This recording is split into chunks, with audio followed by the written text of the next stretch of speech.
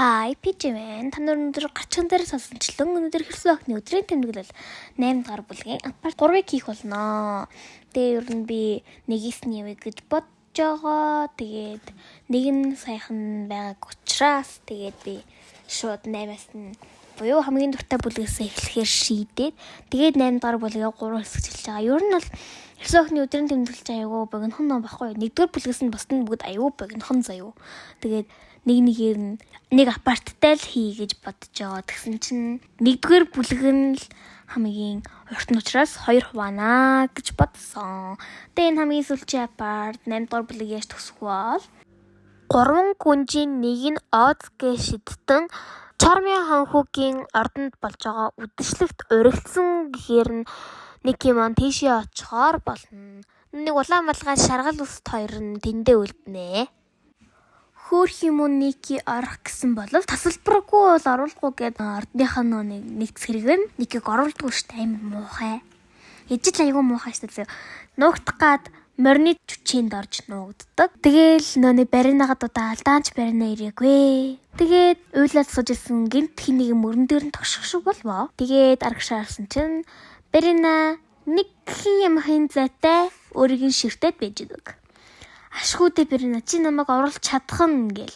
Тэ Берина шууд эд шидэ ашиглав. Шууд Ники рүү өнсгөлчн дээр гардаг хөөрхөн болгочт юм аа. Цэнхэрэнгийн саатай маш гоё юмсаг даашин болгосон гэсэн. Дэвшлэгт ороход бол маш олон хүмүүс өөрийг нь гайхширч ширтдэг. Хамгийн ихээр гайхаж өөрлөө нь бүр ширтээ нүдээ унахчих гад байсан хүн бол Брэндон буюу өөрийнх нь дурлалт хөвгүүн байж таардаг.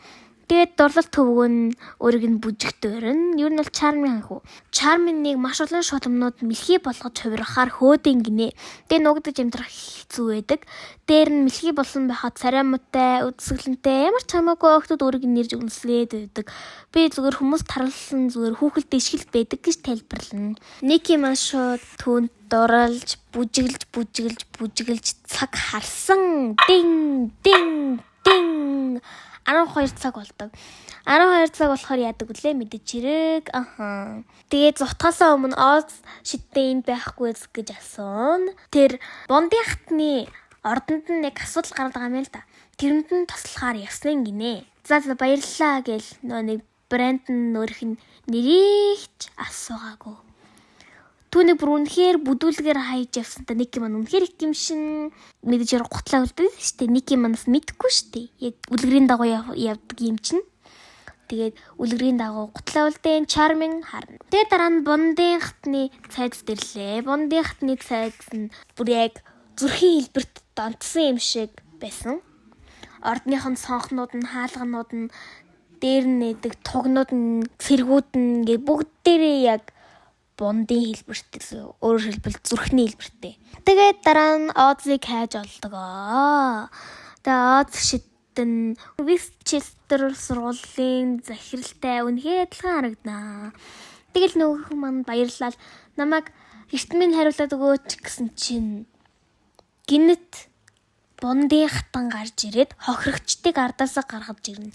Эцэст нь тэр хохирогчдтой уулзлаа. Хохирогчдын дунд Маккензи сүүлээ нөгөө нэг тавталсан чон нь штэ. Тэр чон тэгээд 3 баавгай байж идэг. Тэгээд хатан маань уурлал түүнийг цайз тойр. Тэгээд тэр цайз тойрогдсон. Нэг цэрэг нь гинэт орж ирээл таныг хатан дуудаж байна гин. Хатан дээр ирээл юм ярина.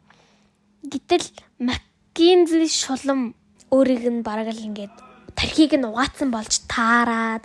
Тэгээд өөрөөр хэлбэл Бондын хатны суудлыг нь титмиг нь өөрөө авах гинэ гэсэн үг. Дараа нь тэр гайхаал зүхтаал явж исэн гинэт өвсөн дундаас Барина шулам гараад ирнэ. Ашгүйдээ Барина гэл тэр өвсийг тэврээд авсан чинь гинэт цэргүүд нь хурж ирээд тэр навчийг нь юу ч үгүй тастаж хайна. Хөөх юм уу Барина тэр юу ч хийгээгүй шүү дээ. Тэр түүнийг өөрийнхөө хэрэг тосгосондоо үнэхээр харамсна. Тэгээд Баринагийн үлдсэн навчны хэсгийг тэврээд маш их гимшиж уйл. Ники түүнд Маккензигаас Маккензи чи яагаад тэгсэн бэ? Яагаад хатны тархийг угаасан бэ гэтэл яагаад гинэ? Яагаад гэвэл би үлгэрийн орны хатан болох гэж байна. Гэхдээ эхлээд та нарыг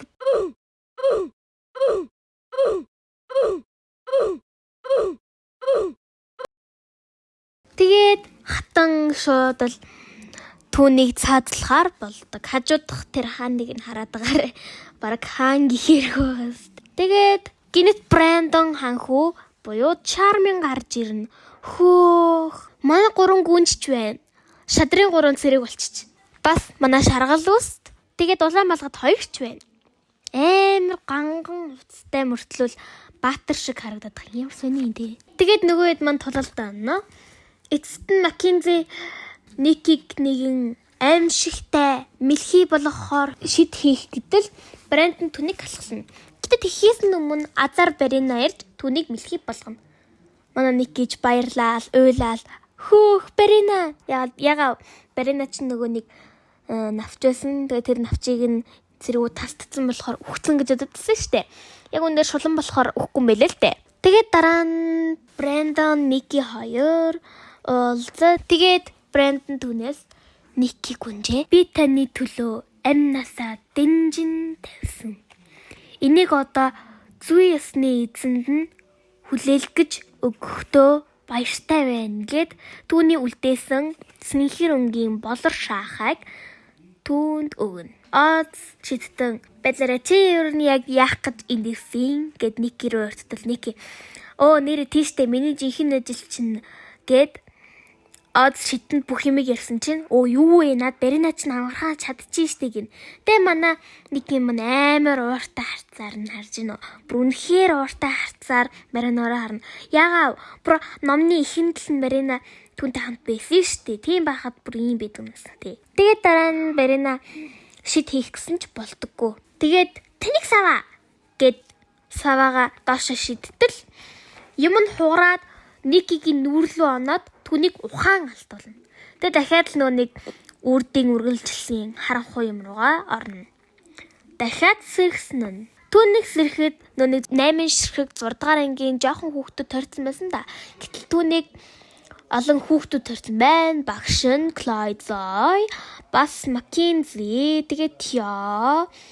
Тэгээд 3 гүнжинийг тэгээ 2 мэдхгүй залуу тарьсан байж байгаа. Тэгээд манай Ники манай амар сэрэл лохмохон яатсан юм бэ хөрхийн. Амар өвцөн бата бүр ингээд комд оруулах хэмжээнд те. Тэр өөр юу ч хийгээгүй байсан бол тэр үлгэртээ тэгээ гацхан ш. Тэгээ шоломны лог болно. Тэгээ 2 найзтайгаа тэрвэрлдэн. Тэгээ дараа нь Брэндонтэй уулзаж бүх зүйлийг ярихад Брэндон хөөх чи комд орохдоо тийм сонирхолтой зүудэлсэн юм уу? Хажууд нагаа Маккензиг харалт. Бүр үзээ ядсан сууж байгаа сте. Харин багш нь түүн Маккензиг Никийг ухаан алттан чанга бөмбөр зогсны төлөө өөрийг нь жом хорхоогоор дүүрсэн биеийн тамирын угаалгын өрөөг цэвэрлэх шийтгэл өгнө. Никид бэлтгэсэн хачиртай талхаа өгчдөг. Тэгээд манай Ники Барина 2 азаргалтайгаар хачиртай талхаа идэж байгаагаар ном маань төгсөнө. Энэ номны миний хамгийн дуртай хэсэг бол тэр Чармын ханхуутай Ники бүжгэлдэг хэсэг бол үнэн тасархай байсан шүү дээ. Тэгээд номны артлал болгонд яг энэ дээр харагдаж байгаа шиг яг юм зайлшгүй яагаад ч юм байгаад гэдэг бүх бүлэг дээр нэг яг хэсгээр бүлгээс бусдан л да. Тэгээд та нарын энийг ингээд зогсож байгаа ч юм уу ингээд уншаад үзээрэй. Манай Ники өмөр үнэхээр зэвүүн хариултууд өгдөг.